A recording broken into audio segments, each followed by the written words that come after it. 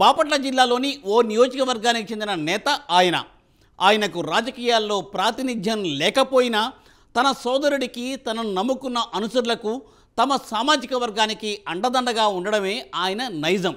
కానీ అతను మాత్రం రాష్ట్రానికి సుపరిచితుడే.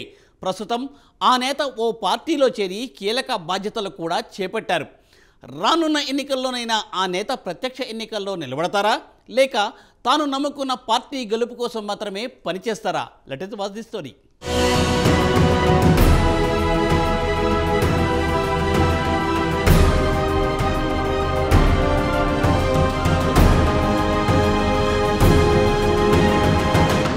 బాపట్ల జిల్లా చీరాల నియోజకవర్గానికి చెందిన జనసేన రాష్ట్ర నాయకుడు ఆమంచి శ్రీనివాస్ అలియాస్ స్వాములు అనగానే రాష్ట్రంలోనూ జిల్లాలోనూ రెబల్గా గుర్తింపు పొందారు. ఈయనకి గత రాజకీయ చరిత్ర లేదు. తనకి ఉన్నది ఒక్కటే, తన కుటుంబ సభ్యులకు, తన అనుచరులకు, తన సామాజిక వర్గానికి అండగా ఉండటం.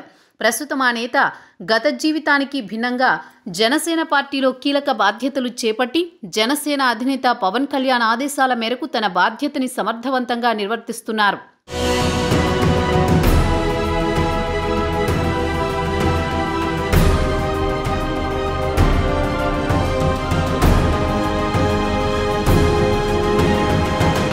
ఇక విషయానికొస్తే ఆమంచి శ్రీనివాసరావు అలియాస్ స్వాములు ఈయన వేటపాలెం మండలం పందిళ్లపల్లి గ్రామంలో ఓ మధ్యతరగతి వ్యవసాయ కుటుంబమైన ఆమంచి వెంకటేశ్వర్లు, ఆమంచి సుబ్బరామమ్మలకు మొదటి కుమారుడిగా జన్మించారు.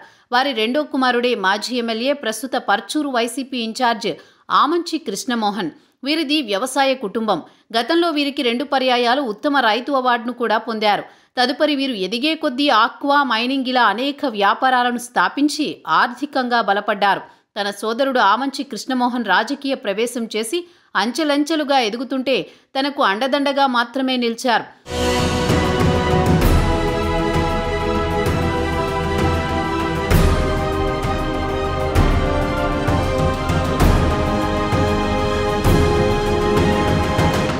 అలాగే తన సామాజిక వర్గమైన కాపులు రాష్ట్రంలోని అధిక భాగం ఉన్నప్పటికీ వెనకబాటుకు గురవుతున్నారని భావించి తమ సామాజిక వర్గం కోసం ఉద్యమ నేతగా మారారు.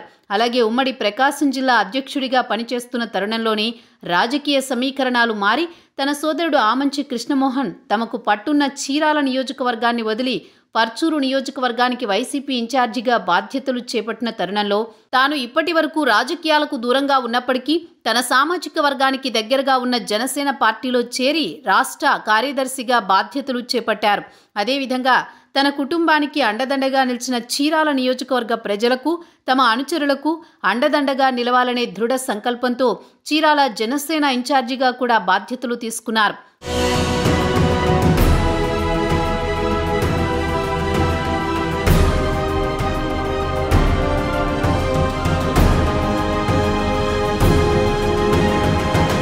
మొత్తానికి రానున్న ఎన్నికల్లో తమ అధినేత పవన్ కళ్యాణ్ ఆదేశిస్తే ఏ నియోజకవర్గంలోనైనా పోటీ చేయడానికి సిద్ధంగా ఉన్నట్లు, అంతేకాకుండా జనసేన టీడీపీ పొత్తులో భాగంగా తనకి సీటు రాకపోయినా రాష్ట్ర వ్యాప్తంగా జనసేన టీడీపీ పార్టీ గెలుపు కోసం తన వంతు కృషి చేయనున్నట్లు తెలుస్తోంది. ఏది ఏమైనప్పటికీ తనకు రాజకీయ పదవులపై మక్కువ లేదు. తనకు ఉన్నదల్లా తనను నమ్ముకున్న ప్రజల కోసం, తన కుటుంబం కోసం, తన సామాజిక వర్గం కోసం పోరుబాట సాగించడం మాత్రమే. ఇలాంటి నాయకులు ఈ రోజుల్లో కూడా ఉన్నారంటే ఆశ్చర్యాన్ని కలిగించక మానదని ఆమంచి అభిమానులు చెప్పుకుంటున్నారు.